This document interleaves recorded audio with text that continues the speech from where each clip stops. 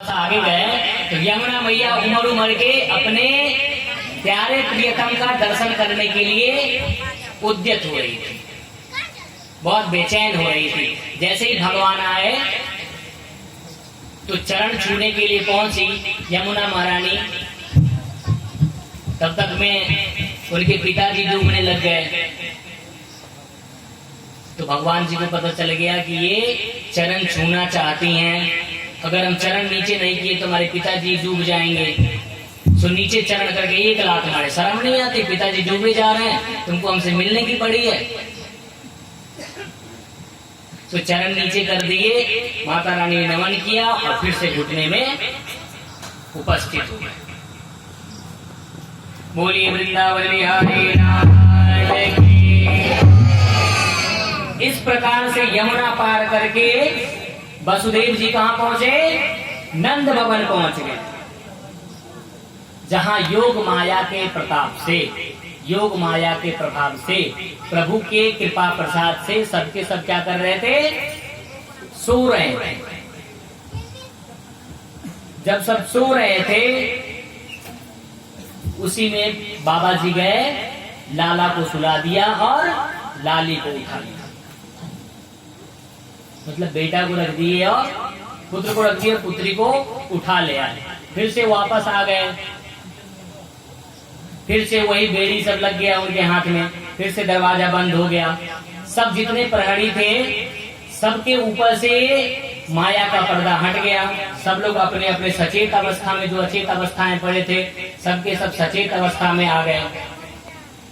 जब सचेत अवस्था में आ गए तो जोर से बच्ची गला फाड़ के चिल्ला पड़ी। अब सबके सब क्या हुए? जग गए। सबने जाके कंस को बताया कि महाराज इस प्रकार से हुआ।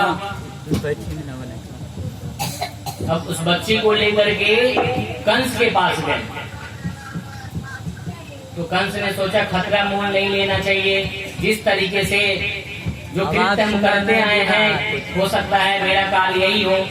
लेकिन उनके मन में एक प्रकार का विचार आने लग गया कि भगवान भी आजकल झूठ बोलने लगे हैं। उन्होंने कहा था कि इनका जो बेटा होगा वो आपका काल होगा, ये तो बेटी है। तो परमात्मा तो झूठ नहीं बोल सकते हैं। फिर भी कहा चलो कोई बात नहीं, बेटा बेटी हो सकता है यही काल हो। जैसे ही उनके चरण पकड़ के उठाए फेंकने के लिए, वैसे अष्टभुजी बन के प्रकट हो गई। दुर्गा महारानी की वही आज नौ दुर्गा के रूप में पूजी जाती हैं। कौन कौन?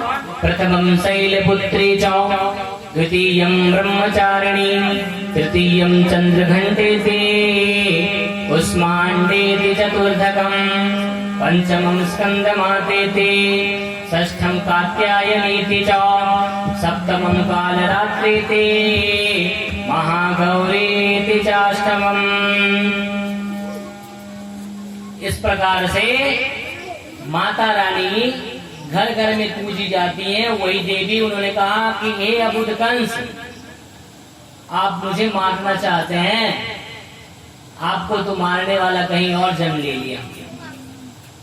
तो कंस ने कहा महाराज माता बताइए कहाँ पे जन्म लिया है? बोले मैं पूरी जन्म पत्री नहीं बताऊंगी, अब आप ढूंढ लीजिए, आपको मारने वाला जन्म ले लिया। बोलिए वृंदावन बिहारी लाल की। भगवान स्नान कराए, दूध ले एक पात्र में जल और दूध ले।